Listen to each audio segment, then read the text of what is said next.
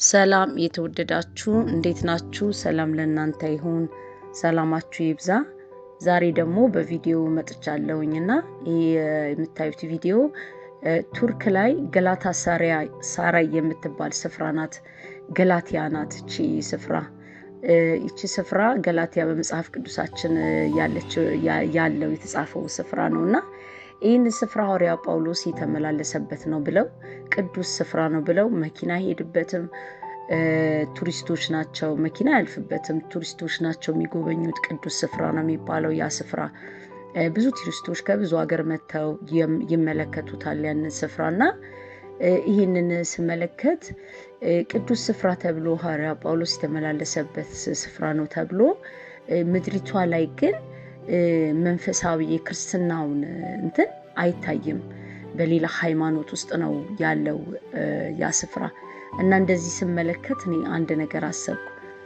ማለትም የሆነ ክፍተት ማለት በዛ ስፍራ ላይ የሆነ ክፍተት የነበረ ይመስለኛል። እሱ ካለፈ በኋላ ለሚቀጥለው ትውልድ አይደለ ያው የምናስተላልፈው መንፈሳዊ ነገር የሆነ እዛ ላይ ክፍተት ቢኖር ነው ብዬ በራሴ አሰብኩኝ። ምክንያቱም እሱ ድንቅ የሆነ አስተማሪ፣ ድንቅ የሆነ መንፈሳዊ አባት፣ ድንቅ የሆነ ሰው በዛ ስፍራ ላይ ቆይቶ ህዝቡ ላይና ምድሪቷ ላይ ተጽዕኖ ተፈጥሮ ህዝቡ በክርስትና እምነት ክርስቶስን በማወቅ የሆነ ህይወት ውስጥ ሊመላለሱ ይገቡ ነበረ ብዬ በራሴ አሰብኩኝና እንግዲህ አንድ የሆነ በቃ የሆነ ትውልድ ይህንን ነገር ያላስቀጠለ ያለ ይመስለኛልና ወደኛ ደግሞ ስመጣ ወደ ትውልዳችን አሁን ይዘነው ወዳለው መንፈሳዊ ህይወት ስመጣ የግድ ትውልድ የመረካከብ ነገር ሊኖር ይገባል ነው የምለው። ይሄ አሁን ለዚህ ትውልድ እኛ ማስረከብ መቻል አለብን። መንፈሳዊ ነገርን፣ እውነተኛ የሆነ ወንጌልን ምን ማድረግ መቻል አለብን? ማስተላለፍ መቻል፣ ንጹህ የሆነ ወንጌልን ለትውልዳችን ማስተላለፍ መቻል እንዳለብን ነው የሚሰማኝ በዚህች ምድር ላይ ያየሁትን ነገር ማለት ነው።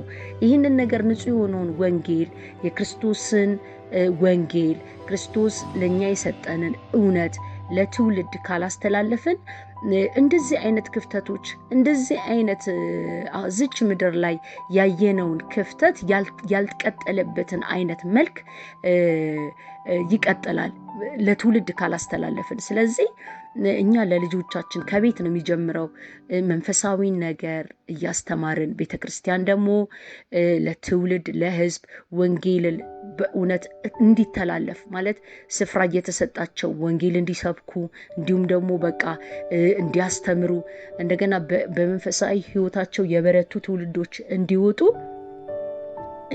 ቤተክርስቲያንም እንዲሁም ደግሞ ክርስቲያኑም ህዝብ መስራት አለብን ብዬ ነው ማስበው።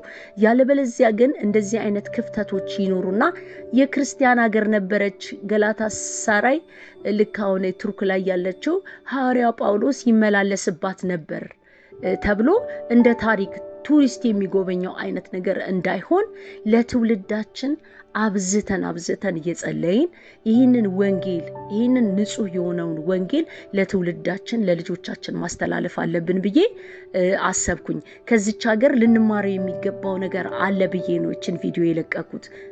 ካላስተላለፍን ብንላቸው ያንን ነገር ካልነገርናቸው እግዚአብሔር የሚባለውን ክርስቶስ የሚባለውን መንፈሳዊ ህይወትን ይሄ የክርስቶስን ህይወትን አያውቁትም። ስለዚህ ከልጅነታቸው ጀምሮ ይሄንን ነገር እያስተማርናቸው ቤተክርስቲያንም እያስተማረች እንደ ኃላፊነት በቃ አድርገን በሰው ላይ ካልሰራን ዝም ብለን ቤተክርስቲያን ብቻ እያነጽን እንዲሁም ደግሞ በቃ ምንም አይነት የምናስተላልፈው የምናሳድገው ከስር ኮትኩተን የምናሳድገው ከሌለ ተረካቢ ስለሌለ ክፍተት ይመጣና በዛች አገር ላይ እንደሆኑ በቱርክ ላይ በዛች በገላትያ ላይ እንደነበረው አይነት መልክ አሁን እንዳለው መልክ ምንም መንፈሳዊ ይዘት የሌለው ይሆናል ማለት ነው።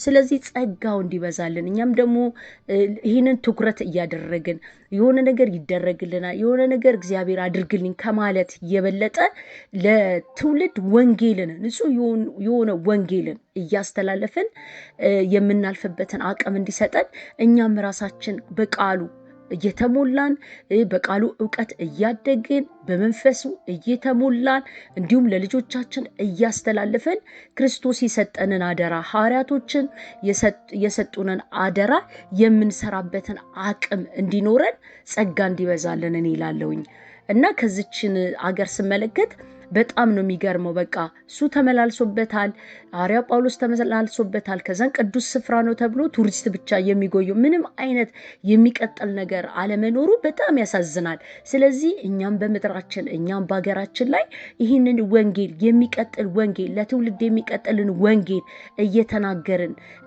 እየሰራን ተጽዕኖ እየፈጠርን እያሳደርን እንደገና ምንድነው ተረካቢዎችን እንደገና እያስነሳን ወጣቶች እንዲነሱ አስተማሪዎች እንዲነሱ ነቢያቶች እንዲነሱ ሲነሱ ደግሞ ንጹህ የሆነ ወንጌል ከገንዘብ ጋር ያልተያያዘ ወንጌል ስለ ክርስቶስ የሆነ ልክ ሐዋርያቶቹ እስከ ሞት ድረስ ዋጋ የከፈሉበትን ወንጌል ብናስተላልፍላቸው ነገ ለኛም እግዚአብሔር ብድራትን ይከፍለናል ሁለት ደግሞ ትውልዱም ደግሞ ለሚቀጥለው ትውልድ የሚያስተላልፈው ነገር ይዞ የመቀባበል ስለሆነ ወንጌል ብዙ ዋጋ የተከፈለበት ስለሆነ ወንጌል የመቀባበል ስለሆነ ይህንን አቅም በልጆቻችን ላይ በትውልዱ ላይ በምድሪቱ ላይ ፈጥረን እንድናልፍ እላለሁኝና እችን ቪዲዮ የለቀኩት ይህንን ሐሳብ በውስጤ ስለመጣ ነው ተባረኩ ዘመናችሁ ይባረክ ይህን ቪዲዮ ደግሞ በጣም ውስጣችሁ መልካም ትምህርት አለው ካላችሁ ውስጥ እየገባችሁ ሰብስክራይብ እንድታደርጉ ላይክ ሼር እያደረጋችሁ እንድታደርጉ እላለሁ እህታችሁ ተባረኩ ዘመናችሁ ይባረክ ተባረኩ